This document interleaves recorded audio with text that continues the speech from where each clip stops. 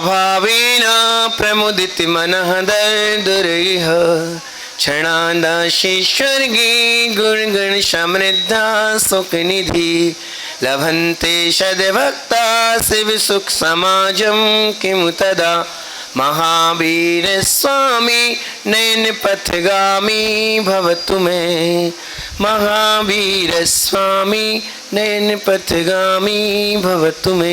पंच परमेश्वरी भगवान की, 24 तीर्थंकर भगवान की, देवादेव खजराट श्री ऋषभदेव स्वामी की, नेमिनाथ भगवान की, अंतिम तीर्थेश महावीर स्वामी की, परम पूज्य मुनि कुंजाराचार्य आदि सागर महावीर की विमल सागर सन्मति सागर महाराज के, परम पूज्य वर्तमान के वर्धमान अध्यात्म सरोवर के राजहंस राष्ट्र गौरव आचार्य भगवान श्री सुनील सागर जी गुरुदेव की उपस्थित धर्मस्नेही प्यारी प्यारी भव्यात्माओं,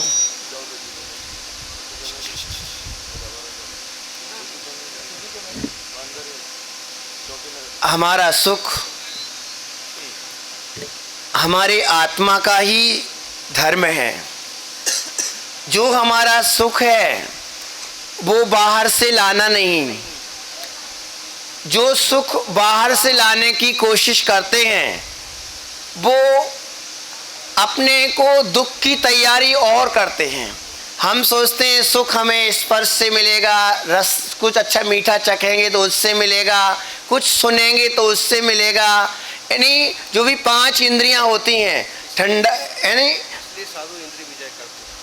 स्पर्श, रसना, घ्राण, चक्षु, कर्ण, अपन सुंदर सुंदर सुनने को मिले, राग भरी बातें सुनने को मिले, सुंदर ठंडा गरम स्पर्श मिले, मुलायम कपड़े मिले, हम इसमें सुख देखते हैं और यही भावना रखते हैं कि मुझे खूब अच्छे स्वादिष्ट चीजें मिलें।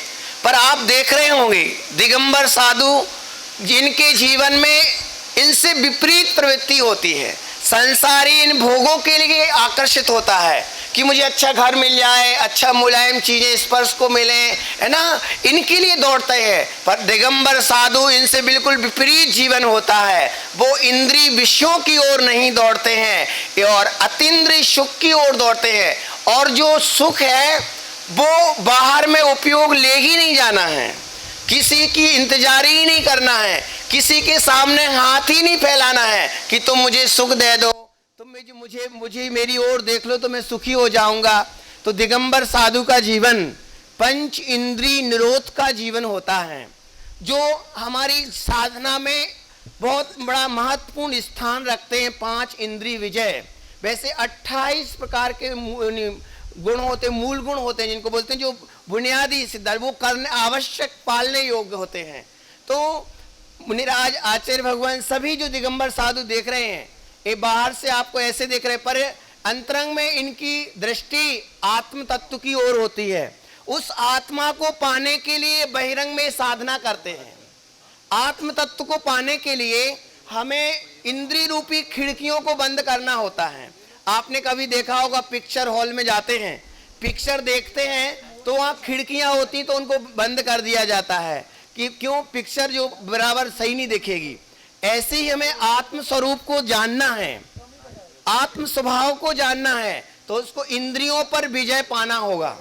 और सारा संसार इंद्रियों की आसक्ति में ही पाप कर रहा है। कहीं भी तुम उठा के देख लो, जिस व्यक्ति ने बड़े अपराध किए हैं, अन्याय किया है, पाप किए हैं, दुराचार किए हैं, उनके पीछे इंद्रिय भोगों का कारण हाथ होगा।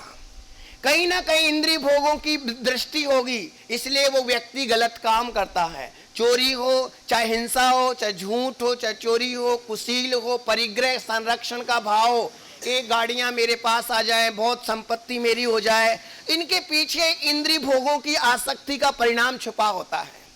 आप देख रहे हैं, आप सोचो कि हमारे पास तो बहुत सुंदर कपड़े हैं, आपको भोजन करना है ना, अभी यहां से जाओ, घर पे सुंदर सुंदर पकवान बना के खा सकते हो।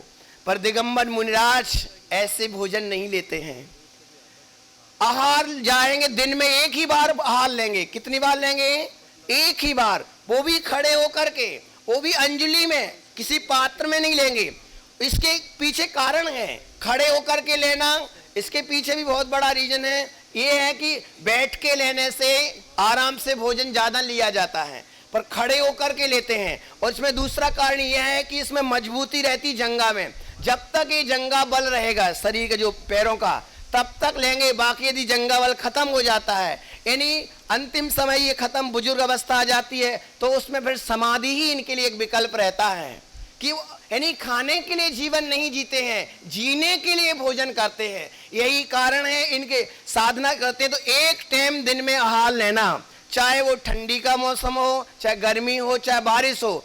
अगर एक टाइम भोजन के साथ साथ फिर उपवास भी करना। कभी अष्टमी आए, चतुर्दशी आए, कोई और भी व्रत होते हैं, बड़े बड़े व्रत होते हैं, हमारे अनेक अनेक व्रत बताए हैं, उन व्रतों को भी करते हैं। जो उनमें उपवास में भी निर्जल उपवास की विधि है, परंपरा। ऐसा नहीं कि बीच में पानी ले लिया या कुछ नमकीन खा लिया या कुछ चिप्स वगैरह ले ली, जो ऐसा कुछ इसके लिए कोई स्थान नहीं होता है। उपवास का मतलब होता है कि पानी की बूंद भी नहीं डालना मुख में। अब बताओ कि इतनी कठिन तपश्चर्या क्यों? मैंने अभी कहा था, उस आत्म तत्व को जानने के लिए ये बहिरंग में तपते हैं। हमें उस आत्मा को जानना है तो पहले बहिरंग में तपना होगा। और ये 28 प्रकार के मूल गुणों में बहुत बड़ी साधना। और आप कहो कि इतनी केसलोन छाछ से करते हैं, जो सिर पर बाल होते हैं ना, सिर के और दाढ़ी के, मूंछ के, ये बाल कैंची ये बड़े हो जाते हैं तो जीव पैदा हो जाते हैं इनमें। तो ये अब कहो आपके यहाँ बड़े बड़े सेठिया लोग हैं, उनसे मंगा करके पैसे कटवा सकते हैं। मुनिराज कभी याचना नहीं करते हैं। अभी आपसे तुम कितने भी बड़े पैसे वाले हो, करोड़पति रहो, अरबपति, फ्लाइट में भी तुम्हारे घर का खुद का भी हेलीकॉप्टर हो, तब भी तुमसे भाव नहीं रखेंगी तुम मुझे ये बाल कटाने के लिए पैसे दे दो। यानी अयाचक वृत्ति जिसको बोलते हैं, उसके उन गुणों के धारी होते हैं। कभी किसी से सामने हाथ नहीं फैलाते, यानी उनसे कुछ मांगते नहीं हैं। बड़े गौरव के यानी सम्मान के साथ जीते हैं, यानी आप किसी प्रकार की इच्छा ही नहीं। आप कहो ऐसे भी कोई दुनिया में हो सकते हैं जिनकी किसी भी प्रकार से इच्छा ना हो?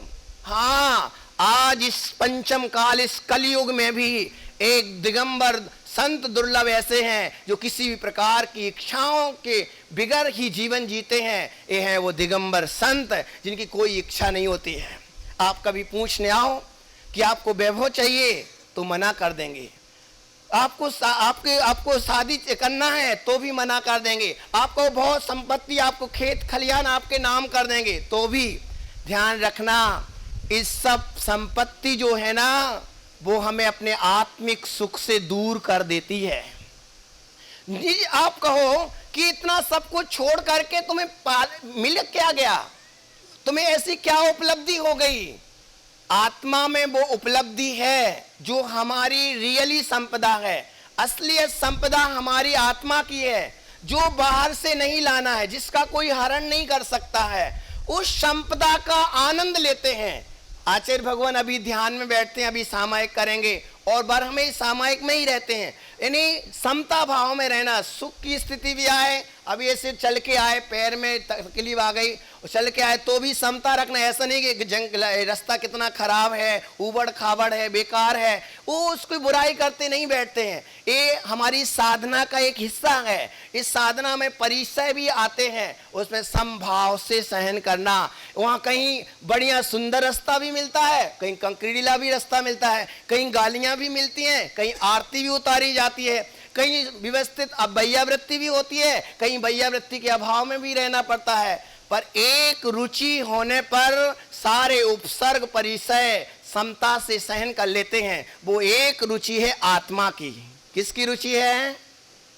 वो आत्म तत्व बड़ा सुंदर है। तो वो आत्म तत्व इतना सुंदर है कि वो हमारे आंखों से दिखाई नहीं देता है।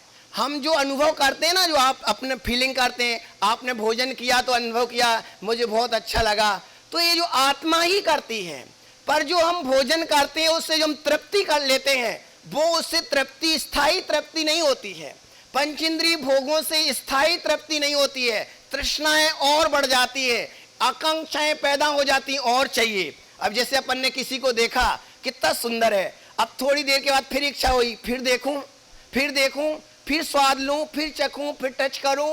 पर आत्मा में एक ऐसी है, आत्म स्वरूप के अनुभव कर लेने से तृप्ति ही तृप्ति होती है, जिससे कभी थकते नहीं और पाप का भी बंद नहीं होता है। इंद्रिय भोग करने से तो पाप का बंद होता है। अभी भी देख लो, कोई व्यक्ति रास्ते पर खड़े हो जाए, किसी को घूर घूर कर देखे, तो आप क्या कहोगे? कितना गंदा व्यक्ति है, नीच व्यक्ति है कि आंख फाड़ फाड़ करके देख रहा है। क्योंकि आपने भली शास्त्र नहीं पढ़े, आपने कभी गुरु से कभी सुना भी नहीं, पर आपको एक परंपरा से ऐसा पता है कि किसी को घूर के देखना गलत है। पर आप हाथ पर हाथ धर के बैठ जाओ, आत्मा का ध्यान करो, तो लोग कहेंगे देखो कितना सुंदर व्यक्ति है, कितना शांत परिणाम होकर के बैठा हुआ है, कितना सुंदर। ऐसी प्रवृत्ति मेरी भी हो, यानी आप भी उसी प्रवृत्ति का अनुगमन करना चाहेंगे। तो ये दिगंबर संत बड़ी साधना को करते हैं। ये साधना आजकल की साधना नहीं है, जैन धर्म में भगवान बनने की साधना है। स्वर्ग तो हम कई बार जा चुके हैं, बड़े बड़े देव भी बन चुके, बड़े बड़े राजा महाराजे के पद भी पाए। ये राजा महाराजे के पद पाने के लिए साधना नहीं की जाती है कि मैं देव बन जाऊं, बड़े से बड़े रिद्धिधारी बड़े वैभव वाले देव बन जाऊं। मैं वो देव बनने के लिए नहीं करते हैं कि हम रंग बिरंगे चमत्कार दिखाता रहूं। उस चमत्कार को दिखाने के लिए आचार्य भगवान की तपश्चर्या में वो चमत्कार है कि ये आचार्य भगवान कुछ भी बोल दें, आपका अच्छा हो तो आपका मंगल हो जाए। क्यों? ये साधना करते हैं। ये उस साधना के लिए, यानी उस उपलब्धि के लिए साधना को बेचते नहीं है कि हमें संसार का वैभव मिल जाए तो हम साधना को समर्पित कर रहे हैं, उसके लिए नहीं, एक आत्म शांति के लिए, आत्म शुद्धि के लिए व्रत करते हैं। तो ज्ञानियों, आप सब सौभाग्यशाली हो कि दिगंबर संत जो अनादि निधन वस्तु स्वभाव धर्म है, जैसे पानी का स्वभाव ठंडा होता है, उसको कितना ही गर्म कर दो फिर ठंडा हो जाता है, ऐसे हमारी आत्मा का स्वरूप क्षमा है, दया है, करुणा है, निर्मलता है।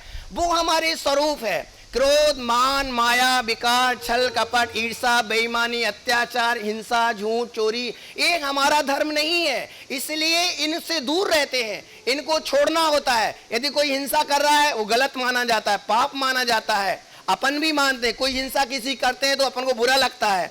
अब तो वो अहिंसामय जीवन, और अहिंसामय जीवन के लिए बाहर का कुछ भी नहीं करना होता है। तो ज्ञानियों, ये साधना आप सामान्य जीवन में ये बड़ी कठिन महसूस हो रही है, पर ये विश्वास मान के चलना, ये साधना हर एक व्यक्ति कर सकता है, हर एक व्यक्ति कर सकता है। ये महावीर स्वामी की साधना आदिनाथ भगवान ने की, बट शंकर महादेव आदिनाथ प्रभु ने की है, जिस साधना से भगवान बना जाता है। तो इस साधना को हम सब भी करें, और आचार्य भगवान का दिव्य जीवन, जो जिनका जीवन बड़ा सुंदर और मंगलमय है। आप देख रहे हैं आचार्य भगवान संस्कृत के विद्वान है, प्राकृत भाषा के, हिंदी, इंग्लिश आदि अनेकों भाषाएं जिनको आती हैं, और 10,000 करीबन श्लोक कंठस्थ हैं।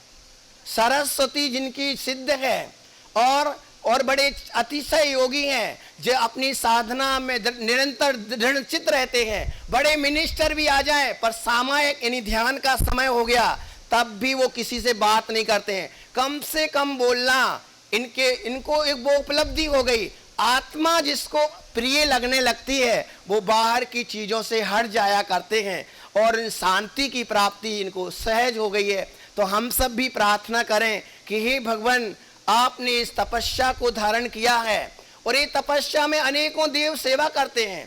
तो हम आप सबके इस गांव में, छोटा सा गांव, आप सौभाग्यशाली हो कि चलते फिरते भगवान महावीर के लघुनंदन जो आपके यहाँ से गुजर रहे हैं, श्री संबेश गिरनार जी की ओर बिहार चल रहा है, घोगा जी अतिशय क्षेत्र, वहाँ पंच कल्याणक प्रतिष्ठा होने वाली है।